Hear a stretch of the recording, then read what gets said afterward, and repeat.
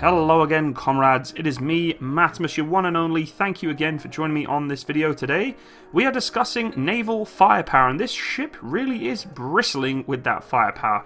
Yes, of course, we are talking about the battlecruiser class Kirov ships, and they are absolutely amazing. The world's largest surface combatant out there right now, other than aircraft carriers. Of course, the United States of America really does dominate the seas when it comes to its massive nuclear-powered aircraft carriers and amphibious assault ships and the like, but Russia really does take the #1 spot for the biggest, most heavily armoured surface combat ship that is out there, and being that it's a battlecruiser, it has to stick up to that name. It is almost a battleship in my eyes. It is absolutely incredible. Now, we will discuss this ship as a overall review. I don't really try and put too much of my opinion on it to the fact that I don't want to ruffle any feathers. So we'll just go over its overall features and then put a little bit of my take on the end. Designated by the West as battle cruisers, as their size and armament puts them somewhere between a battleship and a heavy cruiser, these bristling relics of the Cold War are so menacing that they are one of the main reasons why America's Iowa-class battleships were brought back into service by the Reagan administration. Russia currently just has one of the 4 of these 827-foot-long monsters that were built in active duty service, that being the Peter the Great, which is also the flagship of the Russian Northern Fleet. The third ship in the Kirov-class line, the Admiral Nakhimov, is being modernized and will be online by the end of the decade, and the second in its class, the Admiral Lazarev, will be retrofitted and redeployed by the early 2020s.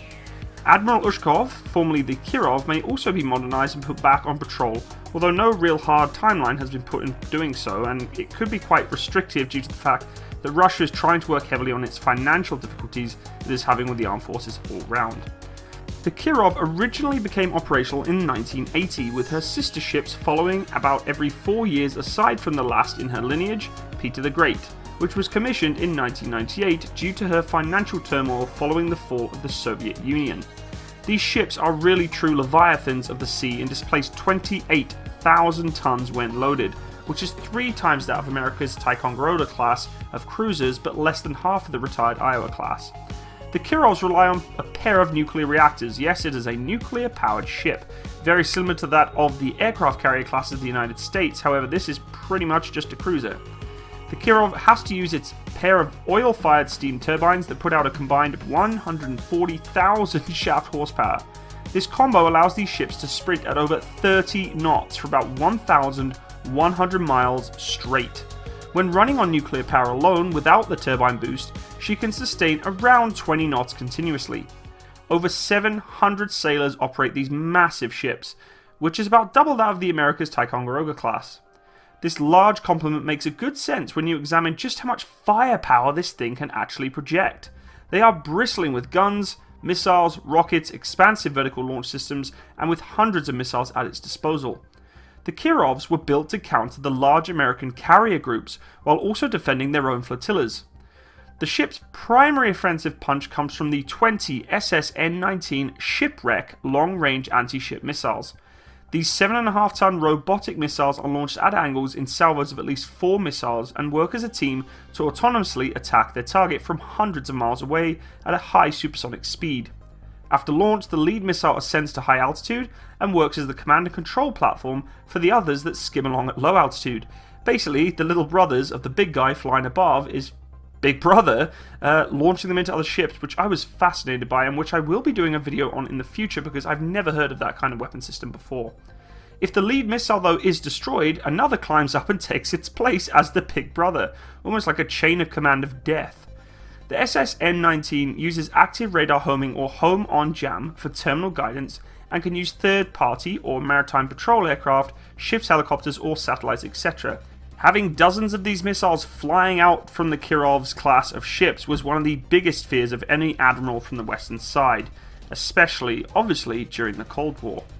For air defense, the Kirov boasts updated versions of the deadly S-300F and the S-300FM, or FORT, long-range surface air missiles. These missiles fly at near hypersonic speeds and could reach out about 100 miles from its launch point, giving the ship a fairly good defensive range bubble from its quite high threat of aircraft coming in to attack it. They can even fire far over the horizon and autonomously scan for targets such as low-flying cruise missiles.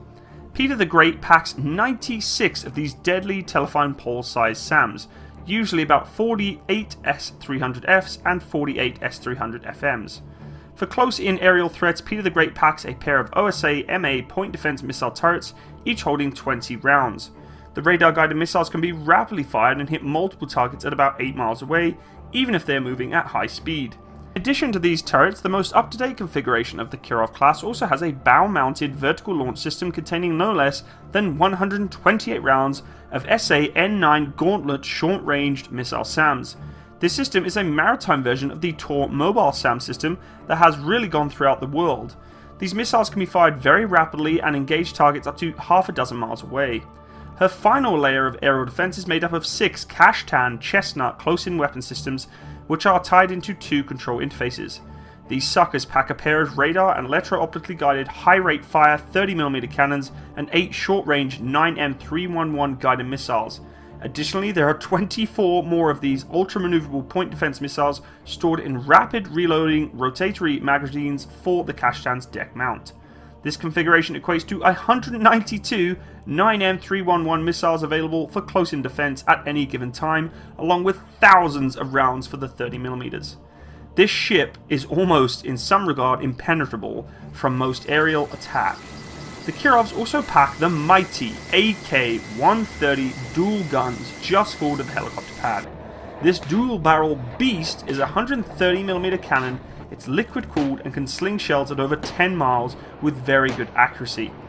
It can be radar, optically, or even guided via electronic support measures where it targets an enemy radar emitter, and can also be used for anti-aircraft role. The gun turret is remotely controlled and holds 180 rounds of both high explosive and anti-aircraft shells. Beyond its semi-anti-surface, anti-warfare roles, the Kirov-class has a very serious anti-submarine capability. There's a helicopter deck on the ship's stern capable of operating a KA-2527 anti-submarine or electronic intelligence helicopter. She can carry up to 5 of these coaxial rotor choppers, although 3 are normally housed in her unique hangar deck, which is accessible via a trapdoor and elevator system just forward of the helicopter pad. These helicopters can be armed with torpedoes and depth charges, or can be used to relay accurate targeting data on the location of submarines or the carrier groups back to other ships in the fleet. The Kirov-class also packs 10 tubes capable of carrying the SS-N16 Stallion rocket-assisted torpedoes. Basically, these missiles can fly out about 50 miles and drop a torpedo right on top of any submarine. Finally, there are 3 rotary anti-submarine rocket launchers, or RBU-1000s and RBU-1200s, each packing between 4 and 5 dozen short-range anti-submarine rockets. In order to make all of this armament work, as well as acting as command and control flagship for the entire Russian Northern Fleet, the Kirov-class bristles with such massive amounts of tracking and radar arrays, as well as electronic countermeasures, dozens of communication aerials, and so forth. Although her radar arrays are nowhere near as advanced as the American phased SP-1 radar system found in the Aegis combat system equipped on both US Navy cruisers and destroyers, they are extremely powerful and have seen some very updated and recent upgrades. Generally, it is assumed that this modern configuration of the Kirov-class ship can see large targets at altitude out to over 300 miles, while low-flying fighter-sized aircraft can be detected at about 50 miles. Additionally, the fact that she packed the S-300FM makes her the only ship in the Russian Navy that is capable of ballistic missile defense. The massive Kirov-class, once thought destined to become another technological victim of the end of the Cold War, is now making a comeback as Russia slowly revitalizes its naval forces. Regardless of her vintage, she is still a very formidable force of any navy to reckon with. As Peter the Great's sister ships come out of retrofit, it will be very interesting to see what the configurations will be, as it's almost certain they will feature Russia's latest naval weaponry. Considering the dismal state of relations between US and Putin's Russia, the ever-shrinking US Navy should probably pay quite close attention to this ship, and the fact that 2 more are going to get retrofitted to be even bigger configurations, potentially even more technologically advanced configurations, yeah, I mean, it's a little unnerving, but of course, I'm not really going to side too much in terms of capabilities between the United States. But overall, folks, this ship has a ton of capability. You can put the whole, well, it's a really old ship, blah, blah, blah. But if you think about it, I think this is a fantastic platform, and I'm very surprised that not other countries are looking into doing the same thing. Yes, destroyers, frigates are able to be very quick, very maneuverable, can produce lots of them, therefore increasing your network of the Navy around the world, which is the key to any Navy and any naval force, is being able to, you know, spread those wings out and go to wherever you can in the world very quickly instead of just having one or two big ships.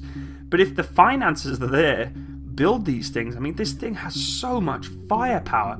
I can't imagine any aircraft coming against this thing and surviving from range, whether it be long-range bombers or, you know, aircraft or even missiles, you know, anti-ship missiles. This thing is bristling with defensive measures.